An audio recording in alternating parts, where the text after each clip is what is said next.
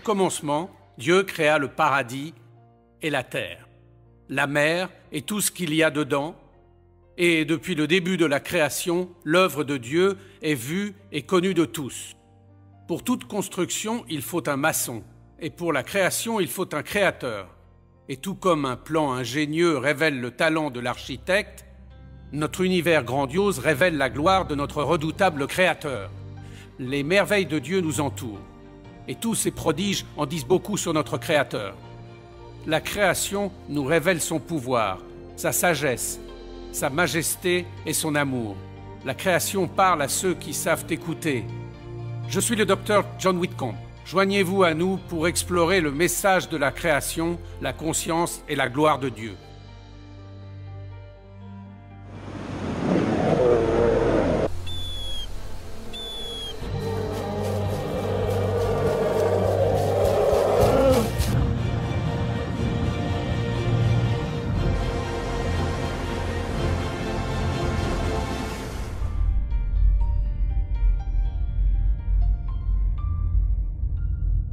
Dieu de pouvoir.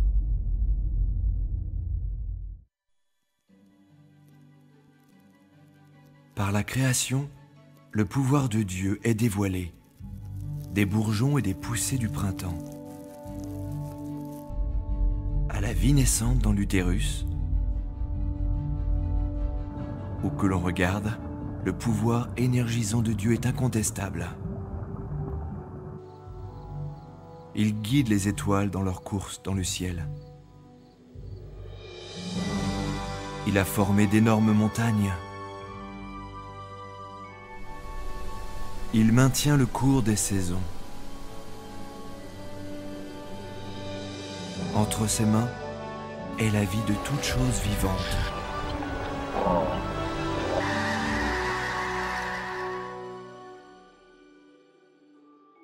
Et le fait que l'on ait un univers nous dit qu'il nous faut un créateur. Parce que vous voyez, l'univers a un début, et cela demande donc une cause. L'énergie dans l'univers a un commencement, et cela donc demande une cause.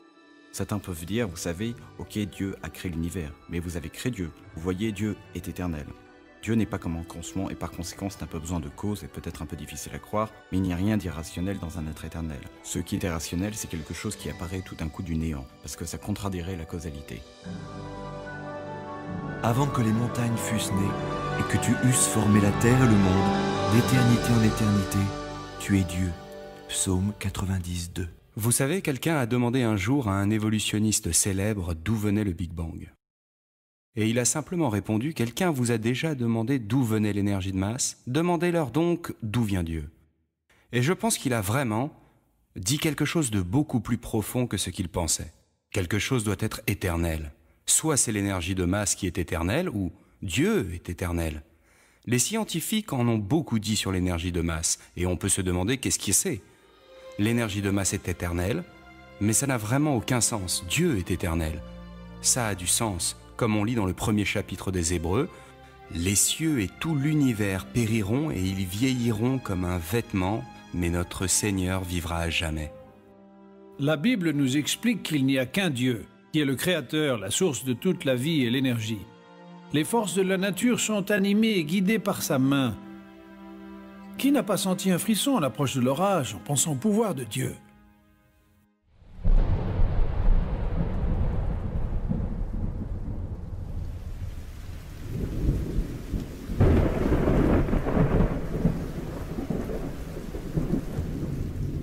Ces éclairs allument le monde. La terre le vit et trembla. Psaume 97:4. Les orages sont une incroyable manifestation du pouvoir du Créateur. Avec un orage, il tombe en moyenne plusieurs centaines de millions de litres d'eau. L'équivalent de la quantité d'eau qui tombe sur les chutes du Niagara toutes les 6 minutes.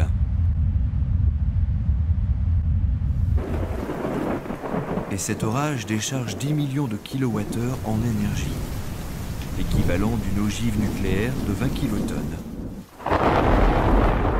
Les plus gros orages peuvent décharger 10 ou même 100 fois plus d'énergie. Et à tout moment, des centaines d'orages éclatent quelque part autour du monde. On compte jusqu'à environ 16 millions d'orages chaque année.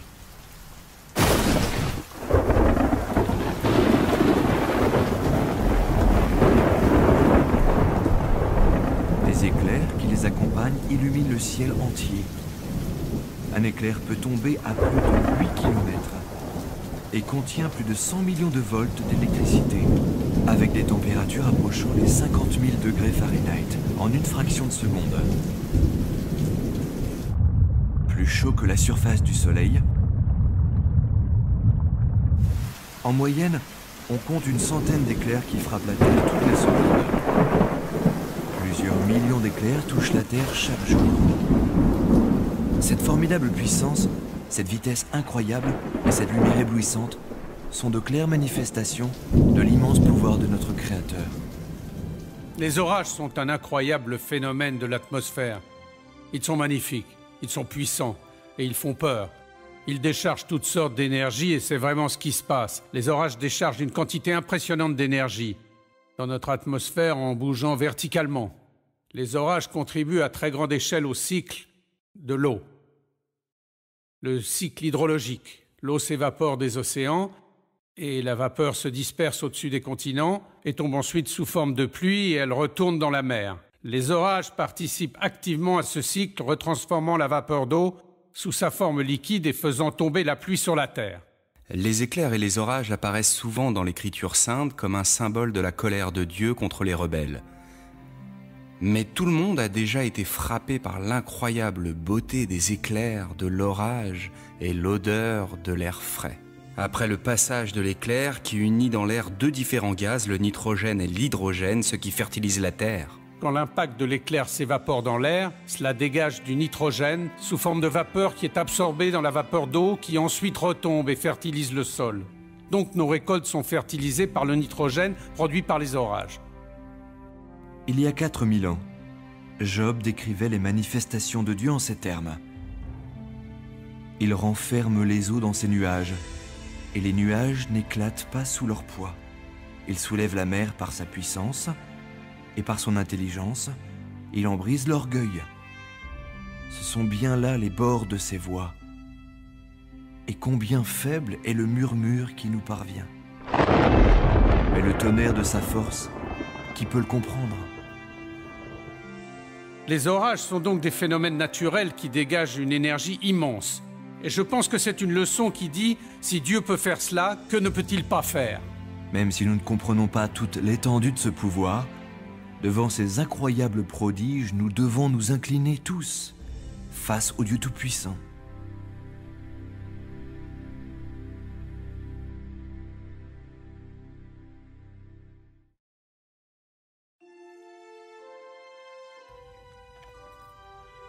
Levez vos yeux en haut et voyez qui a créé ces choses.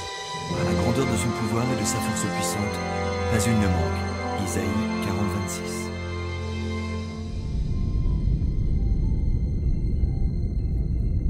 Notre soleil est immense et le débit de son énergie est énorme.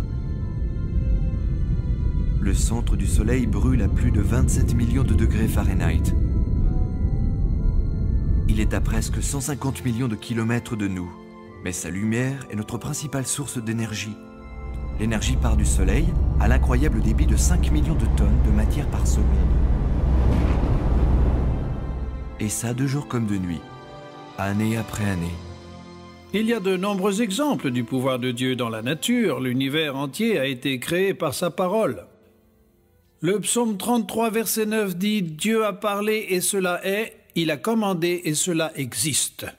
Un autre bon exemple, observez notre étoile la plus proche, le Soleil. Le Soleil dégage plus d'énergie en une seconde que ce que l'homme a produit depuis Adam et Ève. Le Soleil dégage en fait son énergie par fusion nucléaire, convertissant l'hydrogène en hélium à très grande échelle. Et ceci est vrai pour toutes les étoiles dans notre galaxie de la Voie lactée. Nous estimons 100 billions d'étoiles, et au-delà, dans le fin fond de l'espace, il y a des centaines de billions d'autres galaxies. On ne peut même pas concevoir la quantité d'énergie et de pouvoir dont nous parlons ici. Tout ça créé par la parole de Dieu. Le soleil frappe la Terre et cela provoque tout le système de climat sur Terre. Les tornades, les ouragans, les orages, les nuages de pluie, le vent, tout ça est provoqué par l'énergie qui nous vient du soleil. Et l'énergie qui arrive sur Terre est seulement 1/1000000000 de la quantité d'énergie que dégage le soleil.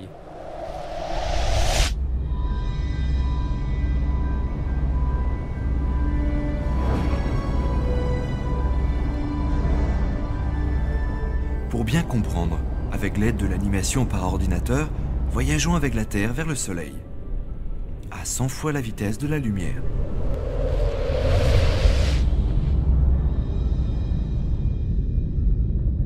Maintenant, nous commençons à apprécier la magnitude de notre étoile. Plus d'1 million de planètes Terre tiendraient dans le Soleil. Et pourtant, notre Soleil est de taille moyenne. De nombreuses étoiles dans notre galaxie le dépassent. Actarus est la 4e étoile la plus brillante dans le ciel. À plus de 320 trillions de kilomètres, cette géante orange est visible à l'œil nu.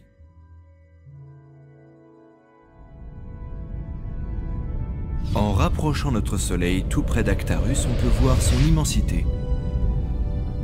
Actarus est 100 fois plus brillante, avec un rayon 20 fois plus grand que celui du Soleil. Et pourtant Actarus semble petite quand on la compare avec la supergéante Bételgeuse. Bételgeuse a un rayon 600 fois plus grand que le Soleil. De ton rougeâtre, cette étoile est 60 000 fois plus brillante que le Soleil. Mais pourtant, Bételgeuse n'est pas la plus grande étoile de notre galaxie. Plusieurs supergéantes rouges dans la Voie lactée sont encore plus grandes, certaines ayant un rayon 1500 fois plus grand que celui du Soleil.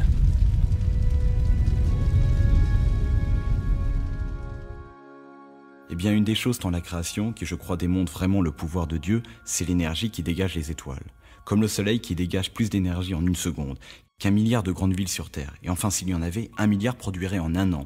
Et on ne parle ici qu'une du seconde. Vous imaginez, bien sûr, il y a des étoiles qui sont encore plus puissantes que le Soleil.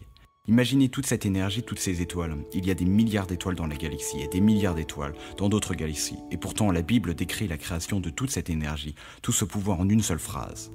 Et il fit aussi les étoiles.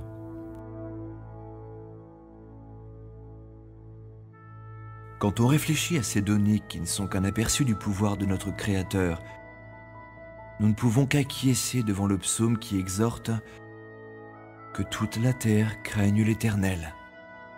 Bien sûr, les étoiles représentent plus qu'une énergie brute. Sans la lumière du soleil, toute la vie sur Terre périrait très vite. L'énergie du soleil qui donne la vie nous rappelle constamment l'amour éternel de notre grand Créateur, le Dieu qui rayonne son don de lumière sur toute chose.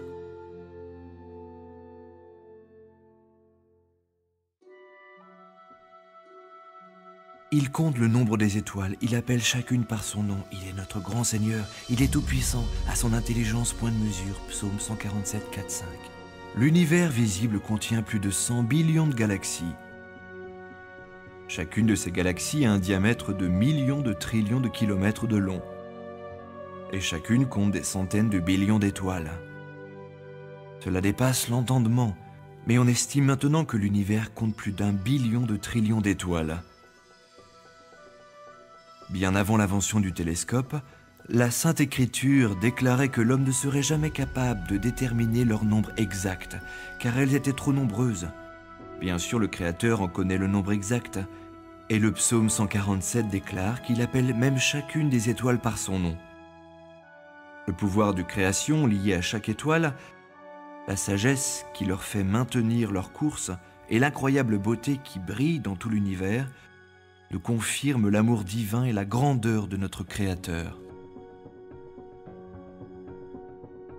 Dieu a créé un univers si vaste que l'homme ne peut qu'être émerveillé face à cet univers et à son immensité. Et penser, Dieu, tu es si grand. Et je pense à ce que David a dit. Quand je contemple tes cieux, l'ouvrage de tes mains, la lune et les étoiles que tu as créées, qu'est-ce que l'homme pour que tu t'en souviennes, le fils d'Adam pour que tu veuilles le visiter? Ce que nous savons, c'est qu'il y a des centaines de milliards d'étoiles dans notre galaxie, la galaxie de la Voie lactée.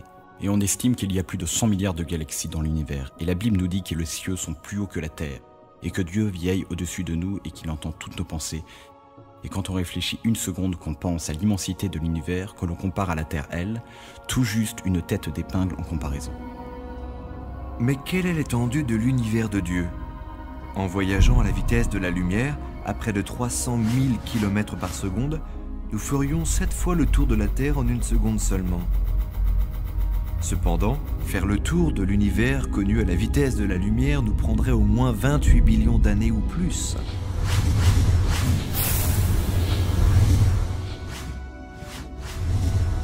Aujourd'hui, la plupart des astronomes constatent que l'univers semble s'étendre. Cela se confirme aussi dans la Bible où il est dit que Dieu étend les cieux comme une toile. Isaïe 40, 22. Il y a quelques exemples dans la Bible. De clairvoyance scientifique est un exemple qui me vient à l'esprit, et celui qui apparaît dans un essai au verset 40-22, qui parle de Dieu qui étend les cieux comme une tente ou comme une étoile. Et on peut dire c'est écrit d'une façon poétique, donc il faut faire attention. Et pourtant, au moins 10 autres reprises dans la Bible, on parle de cette sorte d'étirement des cieux. C'est quelque chose qui a seulement été découvert au cours du XXe siècle, quand on a constaté qu'effectivement, toutes les galaxies paraissaient s'étendre et s'éloigner les unes des autres, et que tout l'univers était sans doute en train de s'étirer et de s'agrandir. Juste comme le disait la Bible, et ce n'est évidemment pas quelque chose que les gens aient pu observer de cette époque-là. Ça a donc dû leur être révélé de là-haut. Incroyablement grand, contenant des galaxies spectaculaires, et d'incroyables nébuleuses. Vraiment, les cieux proclament la gloire de Dieu. Psaume 19, 1. Ce n'est pas seulement dans les forces visibles de la nature ou notre immense univers que l'on voit le pouvoir de Dieu, car il existe une énorme incroyable présente dans toute matière, même le plus petit atome, et voici un autre exemple qui illustre le pouvoir infini du Créateur.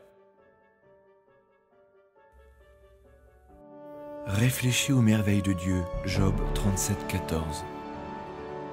Lors du siècle dernier, les scientifiques ont découvert l'immense énergie présente dans toute matière.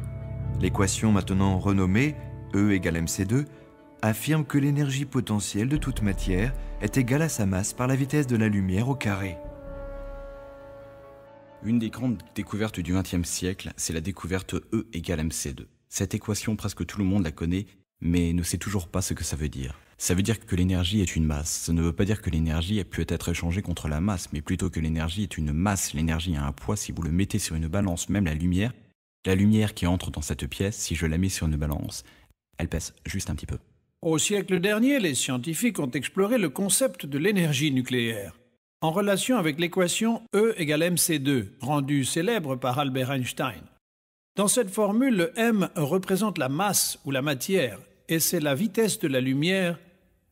Ce que cette équation dit, c'est qu'il est possible de prendre la matière ou la masse et de la transformer entièrement en énergie.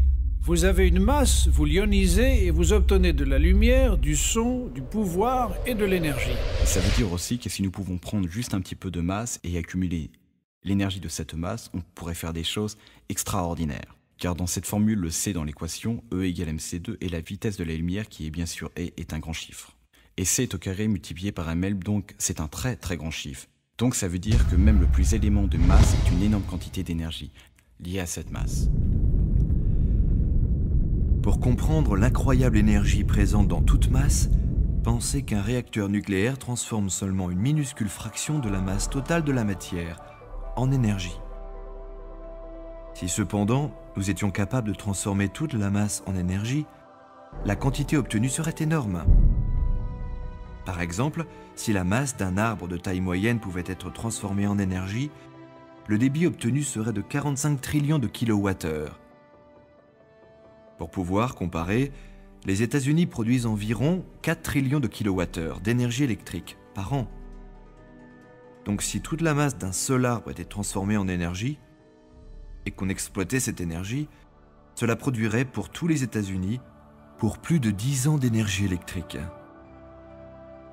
Ou pour même aller plus loin, l'énergie potentielle comprise dans un grain de sel pourrait alimenter tout un foyer pendant plusieurs mois. Même si la science a beaucoup à apprendre sur l'énergie, la masse est ce qui forme la matière. On a découvert que l'énergie comprise dans toute matière est incroyablement vaste. L'Écriture sainte explique que c'est Dieu lui-même qui enlève toutes les choses au nom de son pouvoir. Hébreux 1.3. Cela inclut chaque atome, chaque cellule, chaque étoile et l'univers tout entier. C'est maintenant indéniable. Dieu Tout-Puissant a créé un univers à énergie illimitée. Il faut que ce soit quelqu'un, pas quelque chose, parce que les choses sont exclues. Il faut que ce soit quelqu'un. Il faut que ce soit quelqu'un sans début et sans fin, qui avait le pouvoir et la vision, le savoir, incroyable, une intelligence infinie pour organiser tout ça aussi bien depuis l'atome, de l'organisation de l'atome, au cosmos et au-delà. Quand on considère tous ces nombreux exemples du pouvoir de Dieu, ça devrait inspirer de la révérence et du respect dans nos cœurs. La Bible nous dit que la crainte de Dieu est le début de la sagesse. La crainte de Dieu, c'est de détester le mal. La crainte de Dieu nous amène à la vie. C'est pourquoi la meilleure réponse à l'autorité de Dieu, c'est de le vénérer et d'implorer sa miséricorde et son pardon pour nos péchés.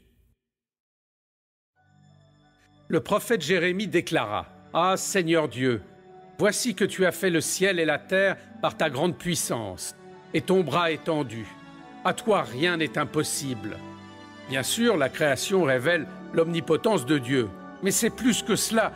Bien que l'univers soit perverti par la malédiction, la sagesse du Créateur, sa beauté et son amour sont toujours présents.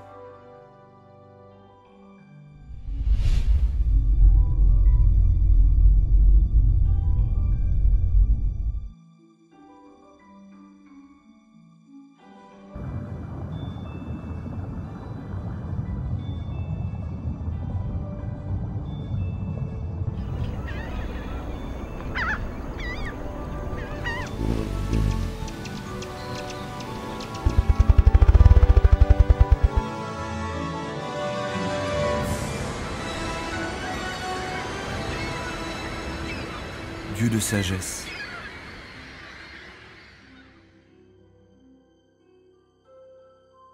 Où que l'on regarde, la sagesse de Dieu se fait visible.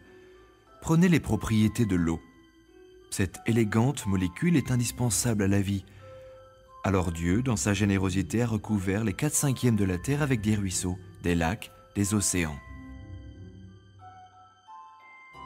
L'eau est parfaitement désignée pour maintenir la vie de chaque cellule et créature.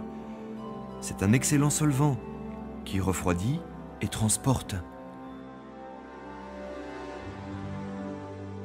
Ou regardez le monde des insectes. Chacune de ces incroyables créatures est dotée d'ingénieuses capacités qui dépassent de loin ce que fabrique l'homme.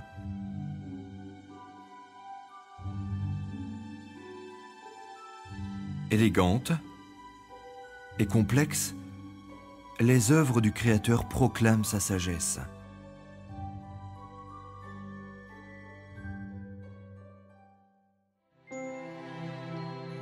Il dispense la neige comme laine, psaume 147, 16.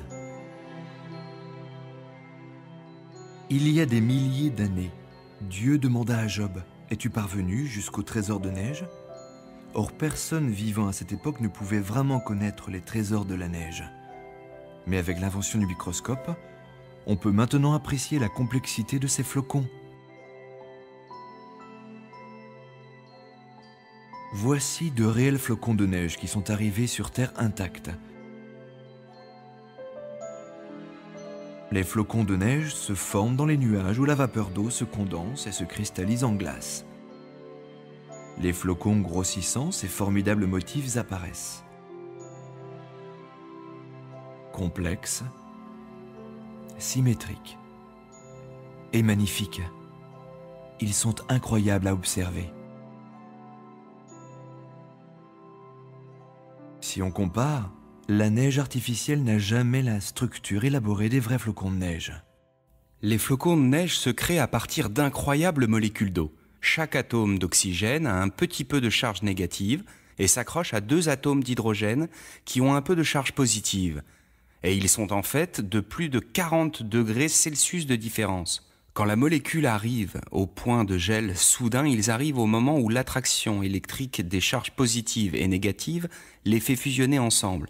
Et c'est la source d'énergie. Ensuite, la forme que Dieu a donnée aux molécules d'eau se transforme pour donner ces magnifiques flocons. Chacun est unique, chacun est le reflet de la créativité de Dieu.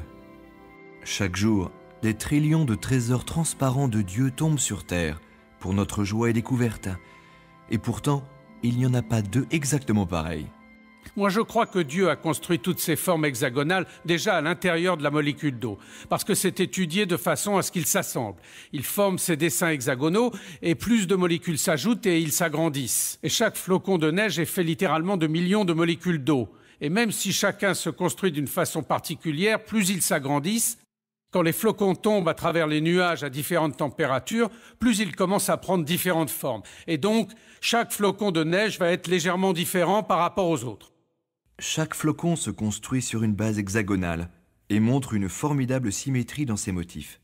C'est sûr, le trésor de la neige existe bien, comme Dieu l'a déclaré il y a 4000 ans. Il y a deux choses sur les flocons de neige qui vraiment me passionnent. La première, c'est littéralement leur beauté. Vous les regardez et vous voyez tous ces dessins avec ces motifs plats et toute cette structure complexe. Et puis, il y a plus d'une centaine de types basiques de flocons de neige. C'est juste vraiment magnifique. Et ça me dit quelque chose aussi sur Dieu. Ça me dit que Dieu aime beaucoup la beauté. Et il m'aime aussi parce qu'il a créé toute cette beauté pour que je la regarde. Alors cela résonne en moi. La deuxième chose, c'est la façon dont les flocons sont structurés. Comment toutes ces molécules individuelles s'assemblent en suivant un modèle fixe constant qui revient régulièrement. Et ça me confirme que Dieu l'a conçu. Il y a aussi une interprétation spirituelle. Chaque flocon de neige est complètement différent. Comme chaque humain, chaque être est unique et spécial aux yeux du Seigneur. Comme la main créative de Dieu forme les flocons de neige avec amour, ainsi, il essaie de créer chaque personne en reflet de sa gloire. Comparés au reste de la création, les flocons de neige sont simples. Pourtant, l'attention du grand architecte, même pour les innombrables flocons de neige qu'il forme chaque jour, est une indéniable marque de son amour. Dieu a alors conçu non seulement les flocons de neige, mais aussi d'autres types de molécules, tout type de systèmes, avec des assemblages et des procédés que nous commençons tout juste à tenter de comprendre maintenant. C'est en partie pour ça que je suis un scientifique. Ça me passionne d'essayer de comprendre comment les choses se créent, comment elles fonctionnent, et j'applique des équations mathématiques à tout parce que je ressens que je touche la main de Dieu dans un sens.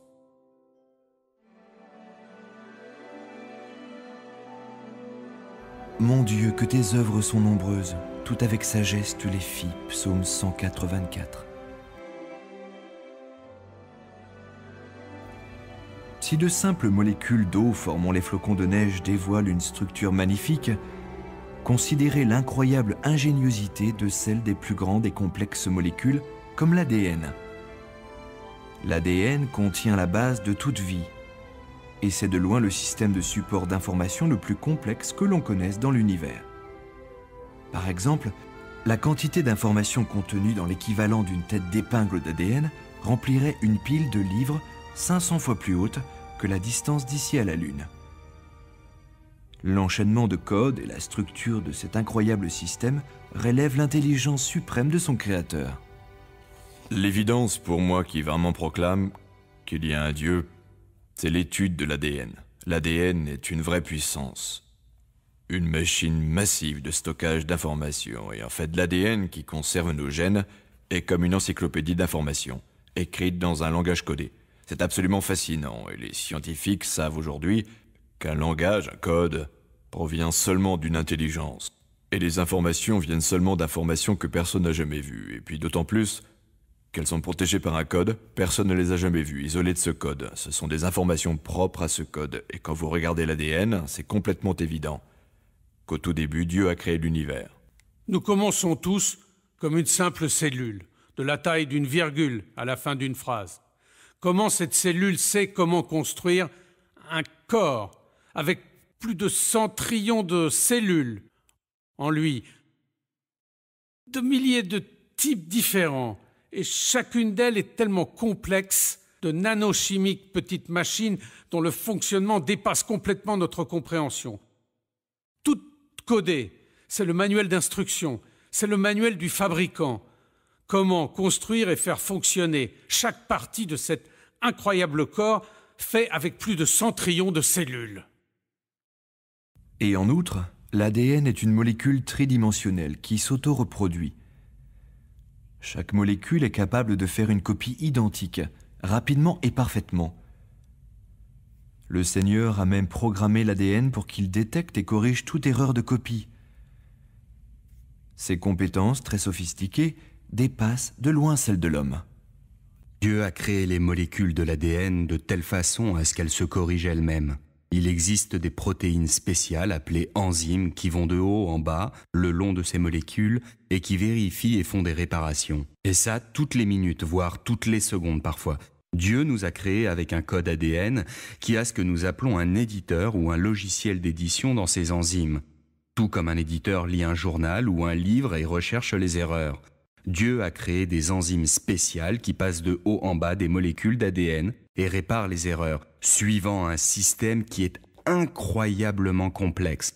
Il y a de nombreux exemples dans la création des choses qui viennent confirmer le Dieu de la Bible. Et parmi ceux-là, il y a notre ADN. L'ADN est des informations en lui. Il y a tout un groupe d'études scientifiques appelées sciences de l'information qui analysent notre information. Créée et transmise par notre première cellule, une des lois des sciences de l'information dit que l'information n'est jamais construite comme ça de soi-même. C'est-à-dire, elle n'apparaît jamais spontanément et à chaque fois que nous suivons la copie des informations, jusqu'à leur première source, elles sont toujours reliées à un cerveau. Et comme nous avons des informations codées dans l'ADN, ça nous confirme que l'ADN vient d'une intelligence et ce n'est pas quelque chose qui a pu apparaître au travers des millions d'années. Par mutation et sélection naturelle, ça ne marche pas comme ça. Et pourtant, même la molécule d'ADN est simple comparée aux cellules. Toute vie est composée de cellules, et chaque cellule fonctionne comme une ville miniature. Et lorsque l'on sait que le corps humain est constitué de trillions de cellules travaillant ensemble à l'unisson, nous devrions nous incliner devant le soin minutieux et la perfection du Créateur.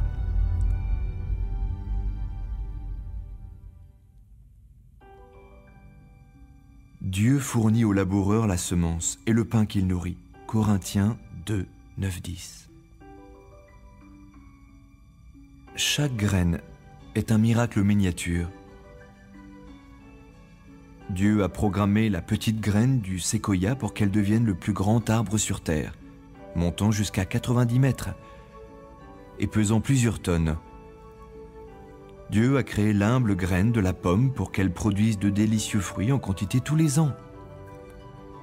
Et Dieu a conçu une profusion de graines pour reproduire des fleurs spectaculaires en abondance. Pensez à toutes les variétés de graines. Comme il est dit dans la Genèse, chaque graine produit toujours selon son espèce. Et comme le Seigneur l'a voulu, les fruits et dérivés qu'elle donne ont apporté la nourriture et toutes les ressources nécessaires à l'homme et son environnement. Dans le premier chapitre de la Genèse, Dieu dit que la terre verdisse de verdure, des herbes portant semences et des arbres fruitiers donnant sur la terre selon leur espèce, des fruits contenant leurs semences, et il en fut ainsi. Et donc Dieu a créé la vie avec la capacité de se reproduire selon son espèce. Les plantes produisent les graines, et vient alors la question qui est arrivée le premier, la graine ou la plante? C'est évident que Dieu a créé la plante, avec la graine à l'intérieur. Les graines sont de vrais chefs-d'œuvre de micro-miniaturisation. Dans chaque graine, il y a un bébé, un petit embryon de plante. Elle a déjà des feuilles de former une tige, une racine, entourée d'une capsule qui protège son contenu, sensible à tout un tas de récepteurs, recevant des signaux, des messages de l'environnement. Et elle sait quelle température, quelle humidité, il a fait combien d'oxygène. Toutes ces choses doivent être présentes avant qu'elles ne germent. Et les premières graines fossilisées qu'on a retrouvées ressemblent exactement aux graines qu'on a aujourd'hui. Les graines sont les premières structures reproductives que Dieu a créées le 3e jour de la création et elles continuent à vivre de la même façon depuis et elles se multiplient selon leurs espèces.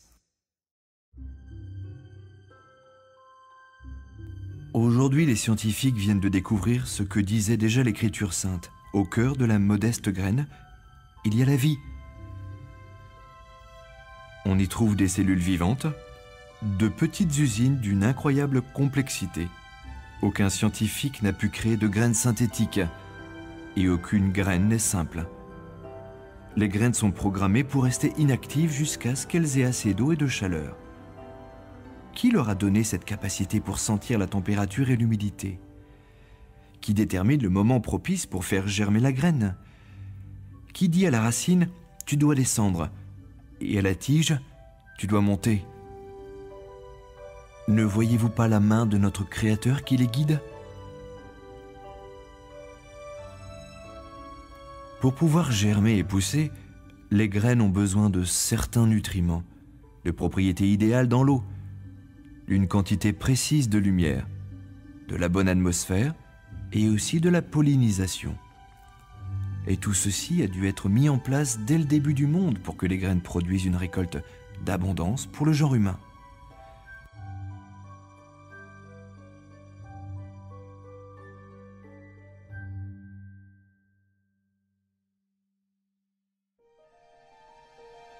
Observez les lys des champs. Si Dieu habille de la sorte l'herbe des champs, ne fera-t-il pas bien plus pour vous? Matthieu 6, 28, 30. Quel monde fade nous aurions sans les plantes et les fleurs? De la petite graine modeste à la magnifique floraison, les fleurs sont une particule de la splendeur de Dieu. Il y a une grande variété de plantes fleuries qui éclorent tout autour du monde. Et chacune de ces fleurs uniques, ses fruits et son parfum. Et quand elles s'épanouissent, leur parfum remplit l'air. Pensez que chaque fleur produit toujours son propre parfum particulier. Encore plus impressionnant, Dieu utilise les mêmes éléments, terre, lumière et eau, pour produire toutes ces éclatantes variétés. C'est incroyable. Mais certaines fleurs sont programmées pour savoir quelle heure il est. Les pavots de Californie, les belles de jour et les lys communs sont trois magnifiques exemples. Elles s'ouvrent et se ferment avec la précision d'une horloge. Elles sont sensibles à la pression atmosphérique, la longueur du jour, la température et l'humidité, et doivent avoir alors un biorhythme en elles-mêmes. Chaque feuille d'une plante est aussi une merveille. Bien avant que l'homme ne découvre comment accumuler l'énergie solaire, le Créateur a installé de miniatures panneaux solaires sur chaque feuille verte. Quand la feuille grandit, elle est programmée pour faire face au soleil, pour recevoir son énergie. Cette énergie active ses éléments chimiques. Au résultat, le dioxyde de carbone est absorbé, l'oxygène est relâché et l'hydrogène est utilisé pour fabriquer du sucre. Dieu a été très ingénieux en créant les feuilles pour qu'elles absorbent le gaz que rejette l'homme et diffusent de l'oxygène, dont dépendent toutes les créatures pour leur survie. La photosynthèse est aussi la base pour toute notre alimentation. Heureusement, Dieu a créé d'innombrables petites machines vertes qui travaillent tous les jours. Les plantes fleuries sont un vrai témoignage de la générosité de Dieu. Elles ne sont pas seulement nécessaires pour notre alimentation et la médecine et d'autres aspects de la vie que nous connaissons, mais nous ne serions pas capables d'exister sans les plantes fleuries.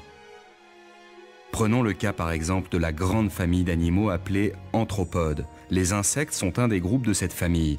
Les insectes ont besoin de plantes, et les plantes, sans aucun doute, besoin des insectes pour ce qui est de la pollinisation. Et les insectes s'occupent également à fertiliser les plantes année après année.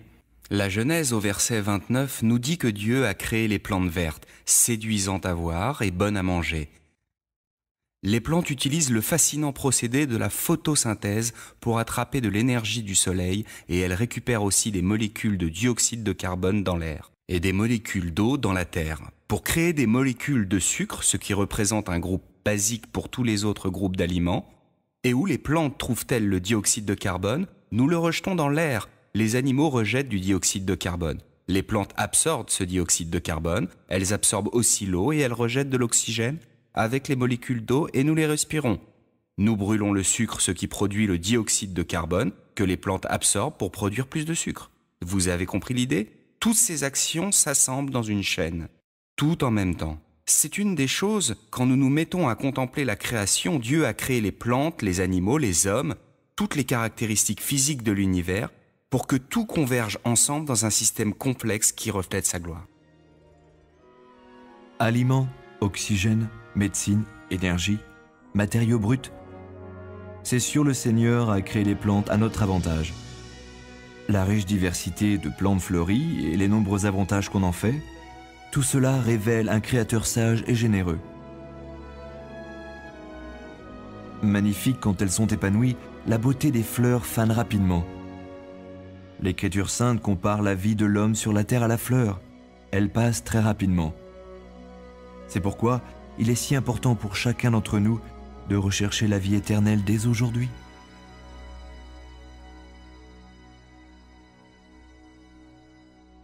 Alors Dieu dit que les eaux grouillent d'un grouillement d'êtres vivants et que des oiseaux volent au-dessus de la terre. Alors Dieu créa tout ce qui est animé de vie, et Dieu vit que cela était bon. Dans le livre de la Genèse, nous lisons que Dieu a tout créé pour que ce soit très bon, même si le péché a depuis souillé la création.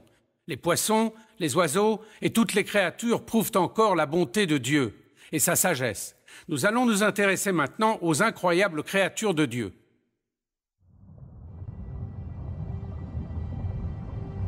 Vivant dans tous les océans du monde, existent des créatures plus magnifiques encore que ce que l'homme ne pourrait s'imaginer. L'immense diversité des habitants des océans montre l'incommensurable ingéniosité de notre formidable Créateur. Et chaque créature de la mer a été conçue avec une incroyable fonctionnalité. Dieu a équipé la pieuvre d'une espèce de jet à propulsion, d'un système de ventouse et de camouflage personnalisé bien supérieur à tout système créé par l'homme.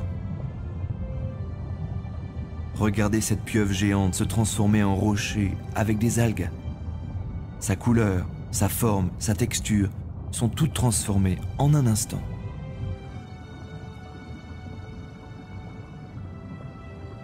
Le calamar sur la gauche est un mâle.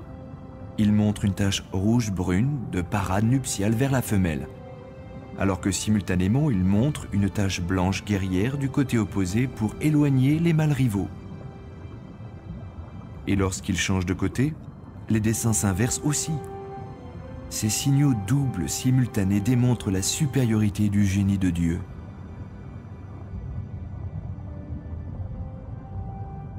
Les relations symbiotiques qui se développent sous l'eau révèlent une vision parfaite dans la conception du système. Les anémones de mer sont vénéneuses, mais Dieu a permis à certains poissons de pouvoir cohabiter sans danger dans leur entourage. Par exemple, les poissons clowns sont dotés d'une immunité au poison des anémones. Ça ne peut pas être le fruit de l'évolution, car les générations antérieures auraient péri et auraient disparu avant de développer une immunité qui les protège.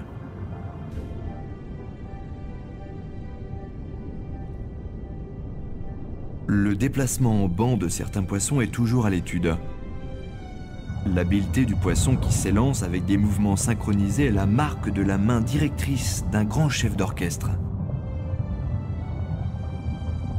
Certaines espèces de poissons ont été désignées pour vivre à une profondeur précise dans l'océan. Cette caractéristique s'explique par une vessie natatoire spécialement conçue, qui sécrète des gaz dans la circulation sanguine, régulant leur tension et maintenant leur équilibre, et permettant aux poissons de survivre à différents niveaux de pression de l'eau entre les limites déterminées par le Créateur. Vraiment, une de mes créatures des océans préférées, c'est le nautile sacré ou le nautile cloisonné. Voici le coquillage comme vous pouvez en trouver dans les boutiques de coquillages de Floride. Et quand vous coupez ce coquillage en deux, regardez ça, toutes ces petites cloisons à l'intérieur. Et l'animal qui vit dans la dernière cloison, ici, ressemble beaucoup à un calamar. Il a beaucoup de petites tentacules qui sortent devant comme ça. Et toutes ces petites cloisons lui permettent de réguler sa profondeur comme un sous-marin le fait. À l'intérieur de cet incroyable calamar, il y a un cerveau, il y a un œil qui voit le monde comme nous le voyons. Il y a un système digestif avec des glandes salivaires et aussi un pancréas. Il a 3 cœurs différents, il est aussi complexe que nous à l'intérieur. Et pourtant, un fossile de ce genre de créature a été un des premiers fossiles retrouvés. Une complexité millénaire, c'est un formidable témoignage à la créativité de Dieu.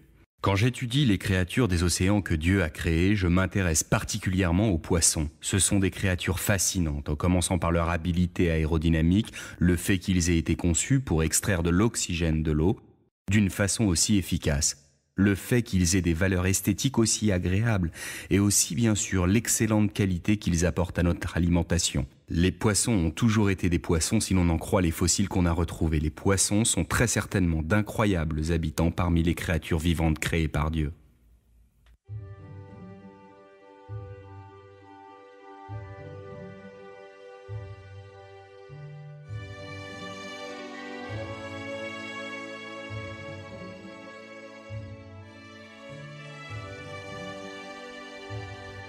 L'évidente sophistication, la variété et la beauté des créatures de la mer proclament un maître artiste a créé toutes ces choses pour son bon plaisir.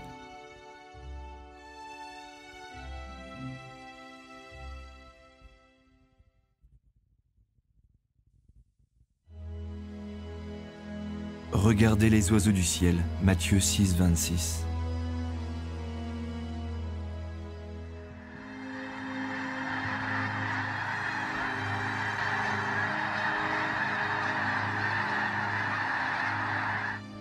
Les oiseaux sont parmi les créatures les plus fascinantes sur Terre.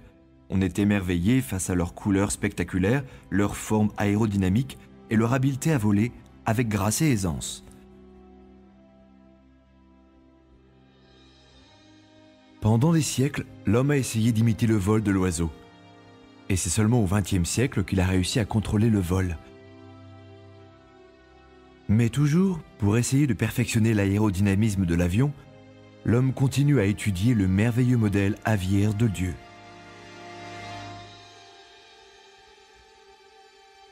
Regardez quelques caractéristiques du modèle du Créateur. Les os de l'oiseau sont très légers et pratiquement creux. Ils sont retenus à l'intérieur par des supports et alvéolés par des poches d'air. Ces os très légers sont tellement bien conçus pour le vol que les plumes de l'oiseau sont en fait souvent plus lourdes que leur squelette tout entier. Même son bec a été conçu pour ne pas l'alourdir. Il est fait de cornes très légères, au lieu d'os plus lourds. Les oiseaux ont aussi deux muscles pectoraux très résistants. Le plus grand contrôle le mouvement des ailes vers le bas, et le plus petit, le mouvement des ailes vers le haut. Et seuls les oiseaux ont été conçus avec des plumes. Les plumes isolent l'oiseau de la chaleur du soleil, les protègent du froid, isolent son corps de l'eau, et créent des surfaces de l'aile et de la queue indispensables pour voler. Chaque plume est connectée à un nerf et contrôlée par un muscle. Cette précision musculaire et ce contrôle permettent à l'oiseau de s'équilibrer dans l'air, se diriger et de freiner quand il ralentit pour atterrir. Les oiseaux sont vraiment d'extrêmement fascinantes créatures. Ils sont connus bien sûr pour leurs plumes, qui sont un vrai chef-d'œuvre de résistance et de légèreté combinés en même temps. Elles ont un tout petit système de barbules, qui sont un peu comme un genre de velcro, qui les maintiennent tout ensemble. Et les petites plumes ressortent de chaque côté du rachis, et ils peuvent les séparer, les fermer ou les ouvrir quand ils nettoient leurs plumes. Et chaque plume, tout le long du bout de l'aile, a une taille et une forme légèrement différentes, et elles sont toutes connectées les unes avec les autres. Ce n'est pas possible, vraiment. Que les plumes aient pu évoluer dans le temps au hasard, c'est une merveille, un vrai chef-d'œuvre, et c'est un exemple miraculeux de la création.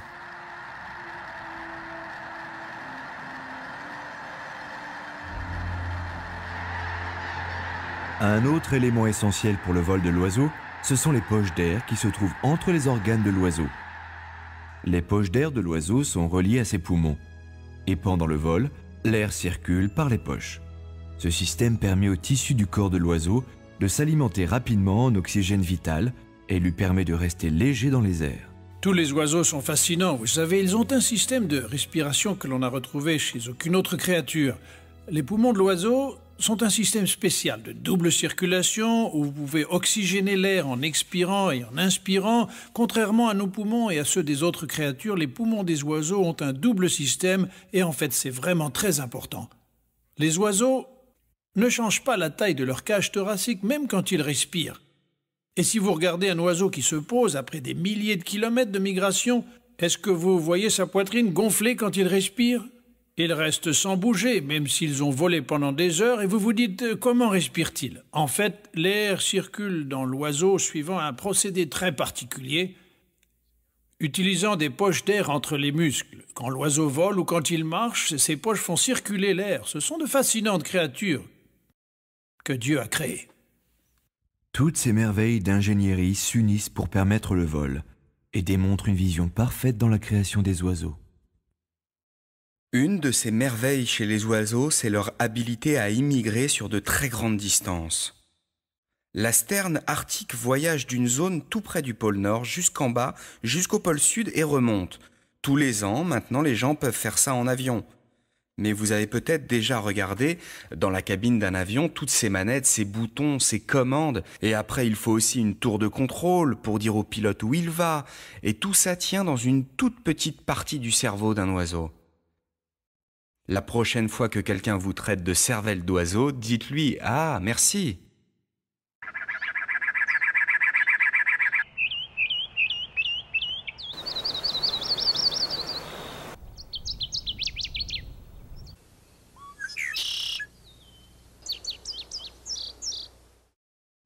Le Seigneur a équipé chaque oiseau en raison de son rôle dans la vie.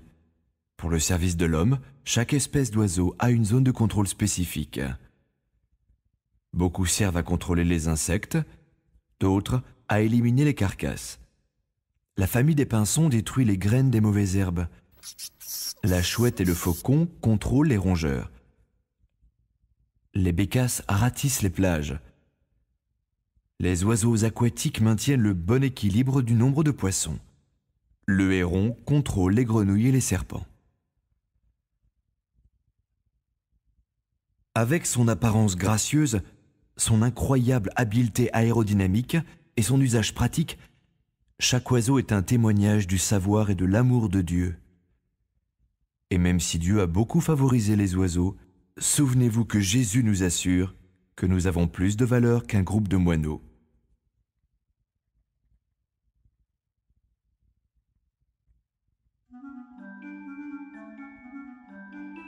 Que toutes tes œuvres te rendent grâce, Seigneur. Psaume 145, 10. Le colibri est une merveille d'agilité et de grâce. Ce sont les plus petits oiseaux. Leur nom leur vient du bourdonnement qu'ils produisent avec le battement rapide de leurs ailes. S'élançant de fleur en fleur, le colibri se pose en équilibre dans l'air. Il s'arrête pour siroter le nectar sucré. Et le colibri a été merveilleusement conçu pour cela. Dieu lui a donné un petit corps pour bouger facilement autour des fleurs. Un long bec fin comme une aiguille pour plonger profondément dans la cupule de la fleur. Et une langue spéciale idéale pour extraire le nectar. Dieu lui a aussi donné des ailes remarquablement fortes et un bréchet robuste, ce qui permet à cet oiseau de s'arrêter en plein air et même de voler facilement en arrière et sur les côtés. Bien sûr, toutes les caractéristiques du colibri, long bec, langue spéciale, battement unique et rapide des ailes, ont dû travailler ensemble depuis le début pour qu'il puisse être capable de récolter sa nourriture et par là même survivre. Alors que les ailes de la plupart des oiseaux se plient à l'épaule, au coude ou au poignet, le colibri utilise principalement l'épaule. Comme un hélicoptère, il peut monter tout droit directement. L'esquisse du créateur cependant lui permet de pivoter dans toutes les directions. C'est beaucoup plus efficace et de loin beaucoup plus agile que toute machine volante créée par l'homme.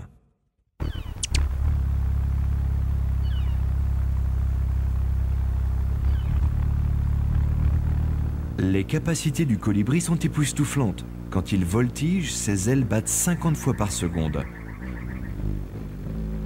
Quand il vole tout droit, plus de 80 fois. Son cœur bat 21 fois à la seconde. Ces tout petits oiseaux ont un rythme métabolique qui est presque inimaginable. Leur rythme cardiaque est si rapide qu'il dépasse la limite des sons audibles.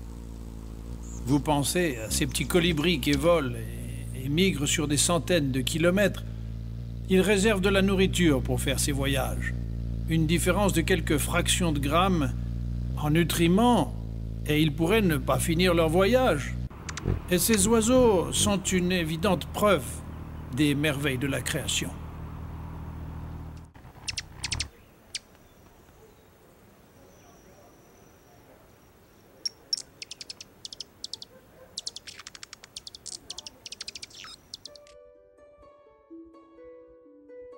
Le nid du colibri est une véritable œuvre d'art. C'est la femelle qui en est l'artiste. Elle utilise de la fougère, des graines de pissenlit et d'autres mousses.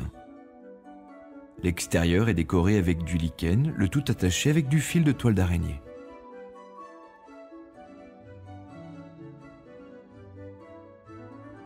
L'intérieur est molletonné avec ce qu'elle peut trouver de plus doux. Personne ne lui a enseigné l'art de construire un nid. C'est une habileté divine. Les couleurs du colibri mâle n'ont pas de rival dans le monde des oiseaux. Le colibri de Rivoli, le colibri à queue large, le colibri à gorge bleue et le colibri de Costa sont quelques-unes des plus de 300 magnifiques espèces. Les couleurs irisées de la gorge et de la tête sont dues à la réfraction et non au pigment. Souvent, ces zones apparaissent sombres, presque noires.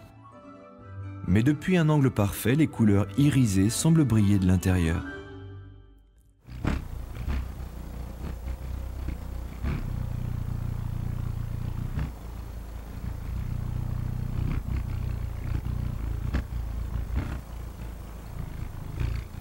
Chaque détail chez ces incroyables petits oiseaux démontre la généreuse disposition de Dieu. Devrions-nous nous dire que le colibri a été spécialement favorisé par le bienveillant Créateur? Non, cet amour sincère s'étend à toutes les créatures. Si nous étudions attentivement toute créature, la gloire du Seigneur apparaît toujours.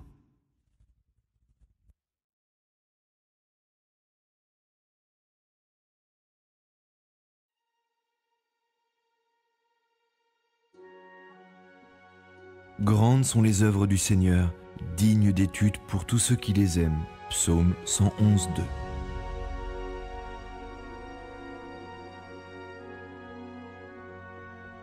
On estime à 18 000 les espèces de papillons qui embellissent notre planète. La magnifique coloration des ailes du papillon est créée par des millions de petites écailles. Ces écailles de précision fonctionnent comme des cristaux biophotoniques. Ils reflètent de spécifiques longueurs d'onde de lumière pour produire ces couleurs si brillantes. Derrière ces dessins extraordinaires et ces couleurs chatoyantes, on devine la sagesse et l'amour du Créateur. Une des choses les plus incroyables pour moi au sujet des papillons, ce sont leurs magnifiques couleurs. Prenez par exemple le papillon morpho. Le papillon morpho arbore un magnifique ton bleu irisé, mais quand des biologistes, il y a des décennies de cela, ont essayé d'analyser les écailles de ce papillon, ils n'ont trouvé qu'une cellule de pigmentation. Ils ont trouvé à la place des éléments biophotoniques. Ils ont trouvé des éléments qui sont conçus par le Créateur pour absorber certaines longueurs d'onde de lumière et refléter pour celui qui les regarde. Seulement cette longueur d'onde de lumière dans le spectre d'une couleur de ton bleu-violet. En utilisant un puissant microscope, on a trouvé des éléments qui ne peuvent pas avoir de variation supérieure à 0,0004 mm. Un autre formidable témoignage de la création de Dieu.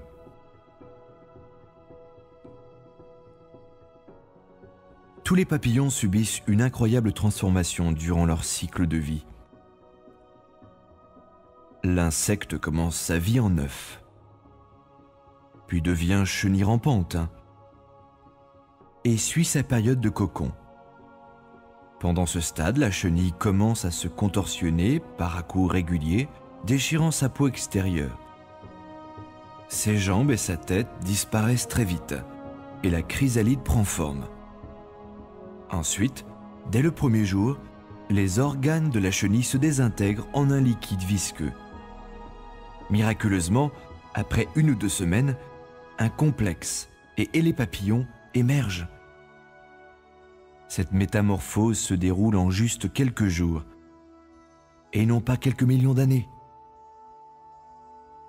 Le papillon adulte a maintenant 6 pattes segmentées, des antennes, un tube spécial pour s'alimenter, 2 incroyables yeux composés, des organes de reproduction complexes et 4 magnifiques ailes. La chenille n'avait aucune de ces caractéristiques. Il est clair que des instructions génétiques pour tous ces stades avaient été programmées chez l'insecte par le Créateur, depuis le début. Quand un papillon se transforme de chenille en chrysalide puis en papillon, c'est-à-dire 2 structures complètement différentes, une structure est pour la chenille et le stade initial, la seule chose qu'elle fait, c'est ramper sur ses pattes, sur des feuilles, elle rampe et elle mange toute la journée, jusqu'à devenir plus de 250 fois plus grande. Mais tout ce qu'elle fait et ça devient ensuite la chrysalide, avec beaucoup de liquide. Et ensuite ça ressort, avec une structure complètement différente. Et maintenant le papillon, qu'est-ce qu'il doit faire? Il est conçu pour voler bien sûr, et la chenille ne l'était pas. Il était conçu pour boire le nectar des fleurs et en même temps fertiliser les fleurs. Il a été conçu pour se reproduire, il a été conçu pour être capable de migrer d'un pays à l'autre, à plusieurs milliers de kilomètres dans certains cas. Donc il a été conçu pour des choses bien spécifiques. La chenille avait une seule chose à faire, grossir, manger, grossir. Et le papillon a plusieurs choses à faire. Manger, grandir, fertiliser, se reproduire.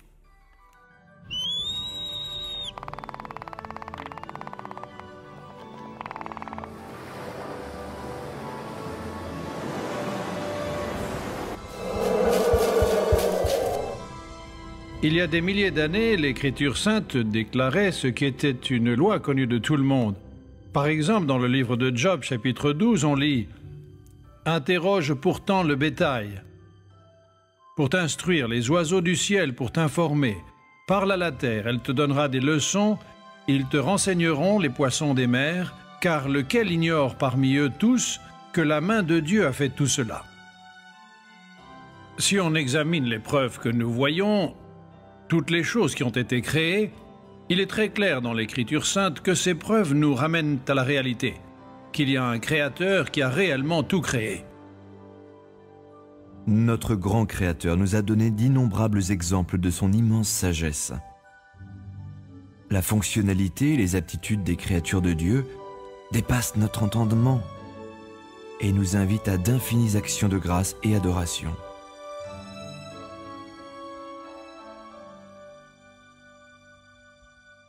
Puis Dieu dit, faisons l'homme à notre image, comme notre ressemblance. Genèse 1,26. Alors que toute la création reflète le caractère de Dieu, l'homme seulement a été créé à l'image de Dieu. L'homme a des distinctions physiques. Son cerveau est un chef-d'œuvre de complexité. Ses mains sont capables de faire le travail le plus précis. Et il marche debout. Pourtant, c'est la nature spirituelle de l'homme qui est spécialement unique. L'Écriture sainte dit que Dieu est un esprit. Et même si le genre humain s'est perverti dans le péché, la nature spirituelle de l'homme garde toujours la trace du caractère du Créateur. Par exemple, l'homme a le libre arbitre. L'homme sait la différence entre le bien et le mal. Seul le genre humain a produit de grands scientifiques, compositeurs, prophètes et poètes.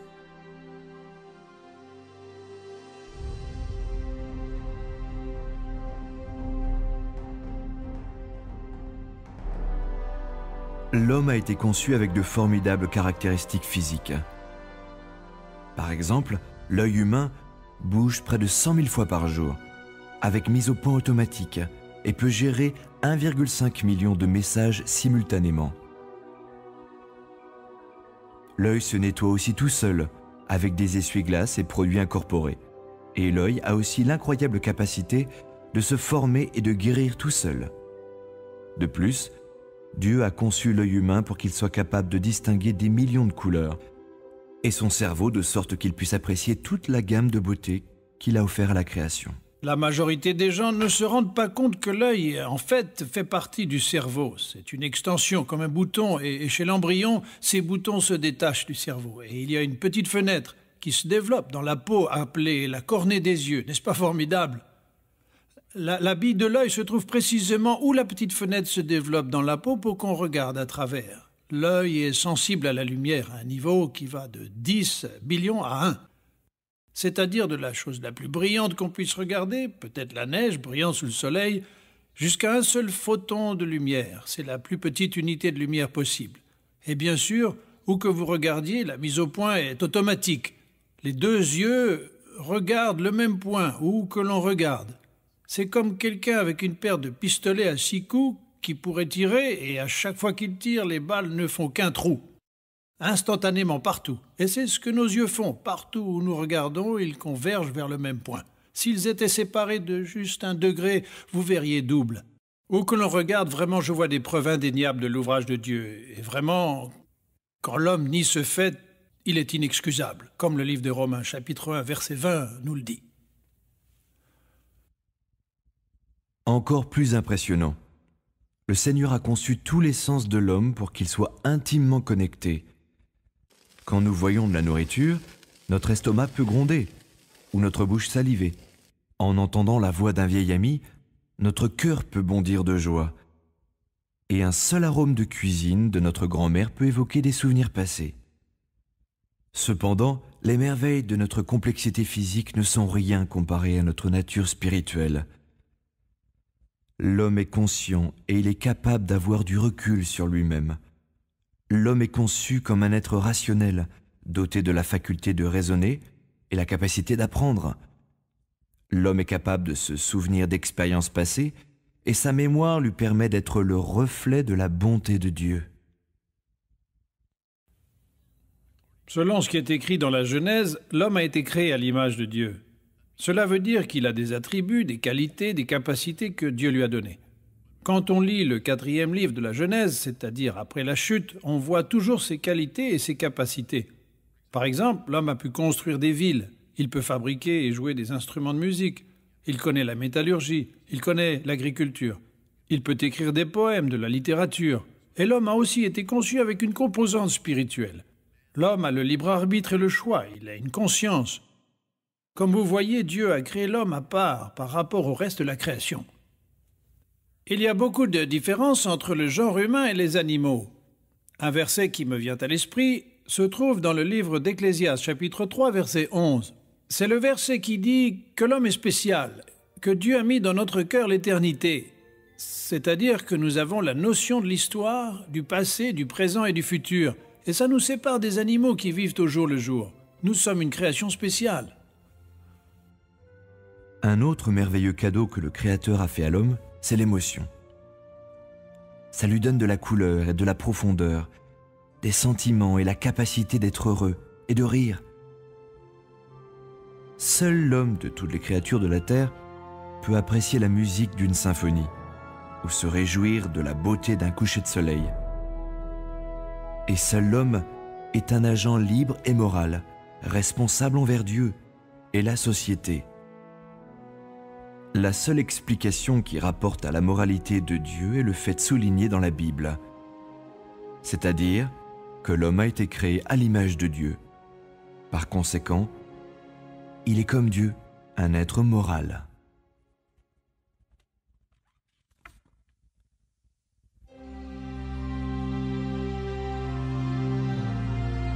Dieu de justice.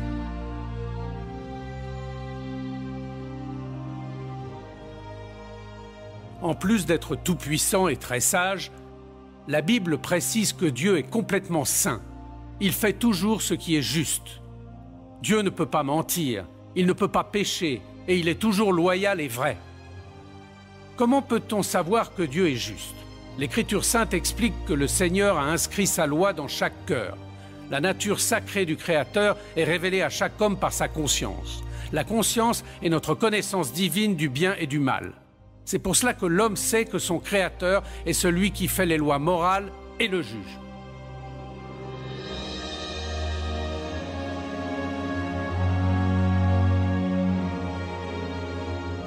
Soyez saints, car moi, Yahvé votre Dieu, je suis saint. Lévitique 19, 2. Anna, avez-vous une conscience? Oui, je pense que j'ai une conscience. Est-ce que vous pensez que tout le monde a une conscience? Absolument. Mais vous avez une conscience? Oui. Et d'où est-ce qu'elle vient? Je ne sais pas. La Bible est très claire à ce sujet. La connaissance de Dieu est inscrite dans nos cœurs. Et même la notion du bien et du mal. Est-ce que tu as déjà dit un mensonge? Oui, Et qu'est-ce que ça fait de toi? un menteur. Un menteur, hein. Tu as déjà volé quelque chose? Oui, Et qu'est-ce que ça fait de un toi? voleur. Un voleur? Supposons que vous êtes dans une boutique, un magasin quelque part, et quelque chose dont vous avez vraiment besoin est en face de vous, personne n'est là à regarder. Vous réfléchissez, zut, j'ai oublié mon portefeuille. Mais pas de problème, personne ne regarde. Hop, dans la poche.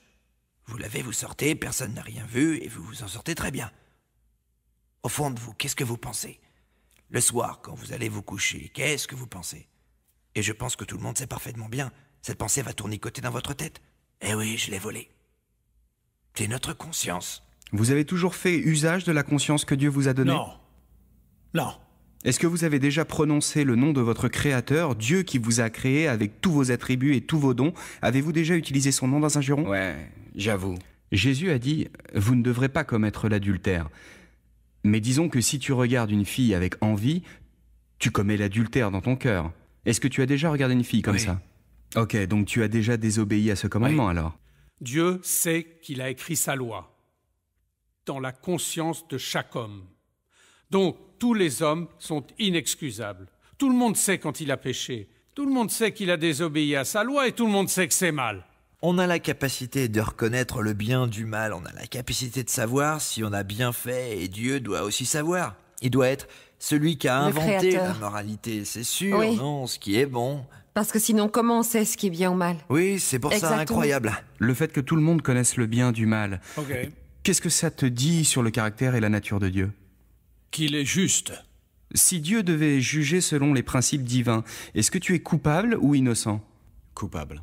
Alors, si tu es coupable parce que tu as blasphémé, menti, volé, le jour du jugement, Dieu t'enverra au paradis ou en enfer en se basant sur les 10 commandements? J'irai très certainement en enfer. Devons-nous faire face au juge tout-puissant? Oui, c'est certain. Et si c'est le cas, nous serons jugés, coupables pour ce qu'on a fait. Ma conscience me dit qu'il y a quelqu'un à qui je dois des comptes. Et c'est mon Créateur. Et je sais que je n'ai pas vécu à la hauteur de ses espérances. Est-ce que tu as déjà utilisé le nom de Dieu pour rien, par exemple, oh mon Dieu? Oui.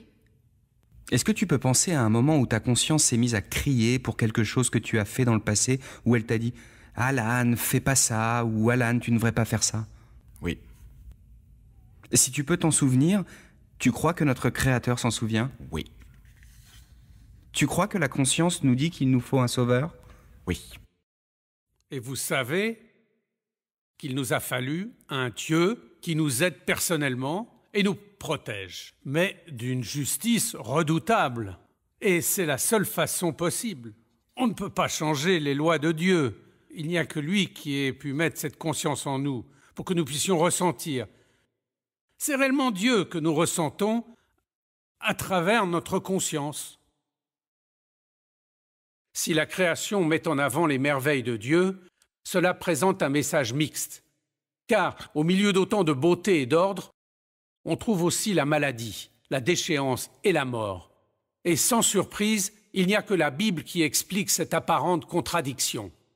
Au tout début, Dieu créa toutes les choses parfaites.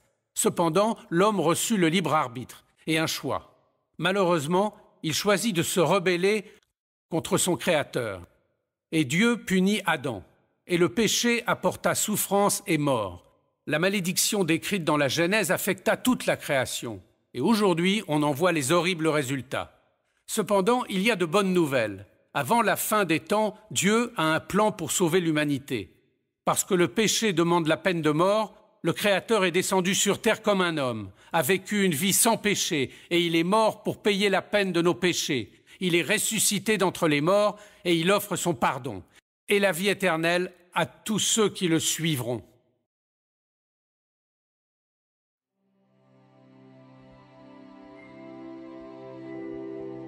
Dieu d'amour. Comme ce film l'a démontré, dans la création, nous voyons la sagesse et le pouvoir, les merveilles de Dieu, son amour pour ses créatures. Mais vous ne pouvez pas le regarder sans penser que quelque chose va mal. C'est comme si nous avions une mémoire profonde dans le fond de la conscience, d'un temps où il y avait un paradis et il est perdu. Dieu a fait un monde merveilleux, tout était parfait au début. Mais parce que l'homme a péché, maintenant c'est un monde puni. Nous voyons de la beauté, mais aussi des choses laides et des choses horribles, et tout ça semble un peu contradictoire, mais c'est seulement parce que c'est un monde perdu. C'est si facile de voir les merveilles de Dieu même dans notre propre entourage, juste dans le quartier où nous vivons.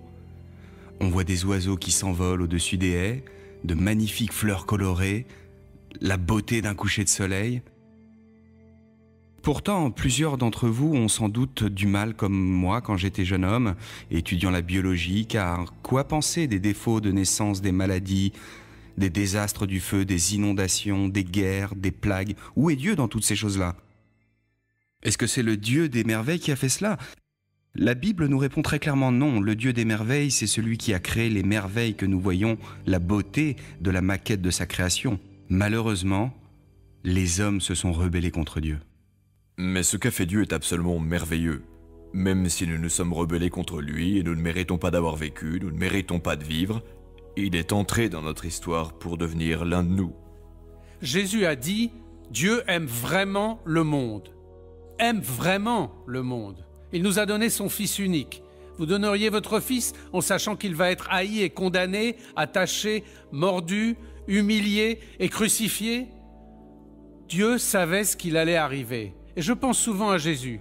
Il savait depuis la veille des temps ce qu'il allait souffrir. Certains peuvent se demander si un homme marchant sur les chemins poussiéreux d'Israël il y a si longtemps pouvait vraiment nous sauver de la mort, comme il pourrait vraiment nous donner une vie éternelle. Mais rappelons-nous que le Christ qui est mort pour nous, c'est le créateur de la vie. Quel Dieu merveilleux, le fait qu'il entre dans notre histoire pour venir payer le prix de nos péchés, et il vient nous offrir après ça le salut pour nous sauver après ce qu'on a fait. Parce que quand on y réfléchit, on a commis un acte de haute trahison envers le Dieu de la création. Et pourtant, il nous aime tellement qu'il est entré dans notre histoire pour payer le prix de nos péchés, pour qu'on puisse passer l'éternité avec lui. Waouh, quel Dieu formidable! Selon l'Écriture sainte, le plus grand créateur, ce n'est pas seulement celui qui a tout créé, mais celui qui nous sauve de nos péchés. Jésus-Christ est descendu sur terre, il a vécu une vie parfaite à nos côtés, il est mort sur la croix, son sang a coulé, et 3 jours après, il a ressuscité, il vit aujourd'hui. Et tous ceux qui croient en lui et sentent sa présence, et reconnaissent ce que nous sommes et ce que nous faisons, et demandent le pardon, et se repentissent de leurs péchés, peuvent entrer en relation avec le Créateur, et ce, pour une éternité. C'est ça la bonne nouvelle. Peut-être que la plus grande des merveilles de tous les aspects de la création, c'est que Dieu ne nous laissera pas tomber. Il a envoyé son propre Fils pour restaurer les choses et nous attendons son retour un jour. Et quand ce jour arrivera, les loups et les agneaux vivront ensemble, rien ne sera blessé ou détruit. Et dans toutes les montagnes sacrées, la terre sera pleine de la connaissance de Dieu. Les eaux couvriront les mers et ce merveilleux passage du livre d'Ésaïe. Waouh, l'amour rédempteur de Dieu, c'est la plus belle merveille de toutes. Vraiment, notre Créateur est le Dieu des merveilles. Et la plus grande merveille, c'est son immense amour. L'Écriture sainte dit que Dieu est amour et qu'il nous a démontré son amour envers nous en descendant du paradis pour nous offrir sa vie, pour qu'on puisse être réunis avec lui pour toujours. Jésus-Christ est le Créateur sur la croix. Il porte nos péchés et ressuscite d'entre les morts. Le Seigneur offre maintenant la vie éternelle à tous ceux qui se repentissent de leurs péchés et se confient à lui entièrement. En plaçant votre foi en Jésus-Christ, vous pouvez entrer en relation avec le Créateur de notre univers et pour la vie éternelle. C'est le don qu'il vous fait et ce qu'il désire pour vous. Pour Dieu qui seul fait de si admirables merveilles, gloire à toi, je te rends grâce et t'honore pour toujours.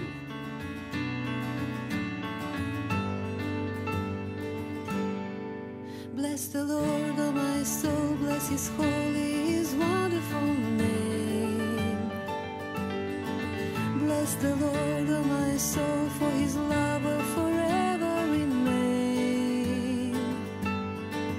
Your Creator is worthy of praise.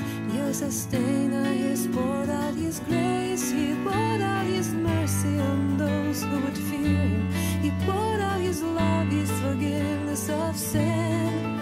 Bless the Lord, oh my soul, bless his holy, his wonderful name.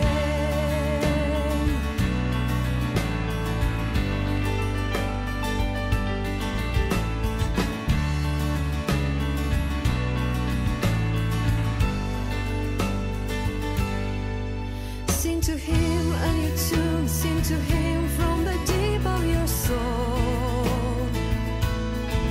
Meditate on his word, don't forget how his stripes made you whole. Your Creator is worthy of praise. Your Sustainer has poured out his grace. He poured out his mercy on those who would fear